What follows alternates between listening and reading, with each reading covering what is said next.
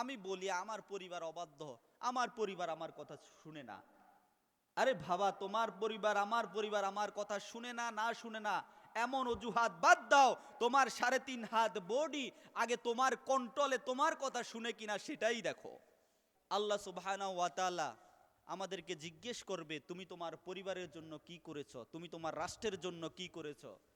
আমি হয়তোবা বলতে পারবো আমার ক্ষমতা ছিল না, আমার পরিবার আমার কথা শুনে না, আমি কিছুই করতে পারি নাই, তারা আমার অবাধ্য ছিল, আমার কোনো কিছু করা সম্ভব হয় নাই, আল্লাহ আমি চেষ্টা করেছি।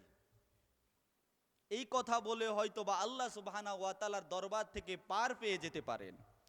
কিন্তু আমার আল্লাহ সুবহানাহু ওয়া তাআলা বলবেন, এই শুন, তোমার এই মাথার তালু থেকে পায়ের তালু পর্যন্ত এই দেহের মধ্যে তো কারো কন্ট্রোল ছিল না, তোমারই কন্ট্রোল ছিল বান্দা। এই 3.5 হাত বডি কি তোমার কন্ট্রোলে ছিল কিনা বলো। তখন কি জবাব দিবেন? তখন কি জবাব দিবেন? জবাব যদি না আসে, জবাব যদি না দিতে পারেন, সরাসরি জাহান্নাম। অতএব আমাদেরকে সাবধান থাকতে হবে। আমি বলি আমার পরিবার অবাধ্য, আমার পরিবার আমার কথা শুনে না। আরে ভাবা, তোমার পরিবার আমার কথা শুনে না, না শুনে না এমন অজুহাত বাদ দাও। তোমার 3.5 হাত বডি আগে তোমার কন্ট্রোলে, তোমার কথা শুনে কিনা সেটাই দেখো।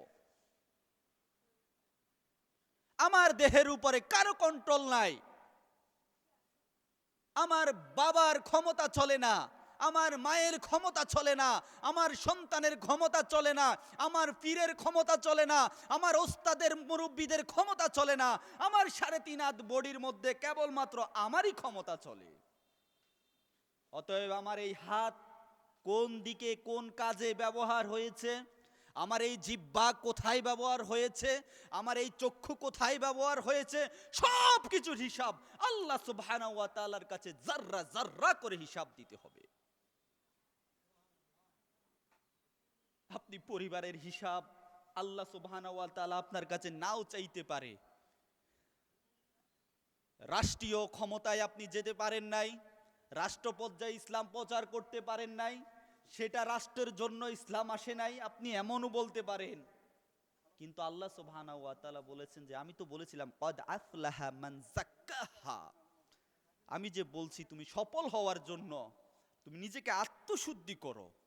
এই আত্মশুদ্ধি করার জন্য তুমি কি করেছো, আমার কাছে কি নিয়ে এসেছো আজকে, কতটুকু তোমার হাতকে শুদ্ধি করেছ, তোমার জিহ্বাটাকে শুদ্ধি করেছ, তোমার চক্ষুটাকে শুদ্ধি করেছ, তোমার পাওটাকে শুদ্ধি করেছ।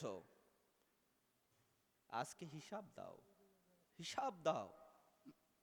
তুমি কতটুকু হালাল ইনকাম করেছো, তুমি বেগানা নারীর দিকে তাকিয়েছো কিনা, তোমার চক্ষুটা কেমন ছিল, তোমার জিহ্বাটা কেমন ছিল, তোমাকে শক্তি দিয়েছি, শক্তিটা তুমি কোন কাজে ব্যবহার করেছো বাবা।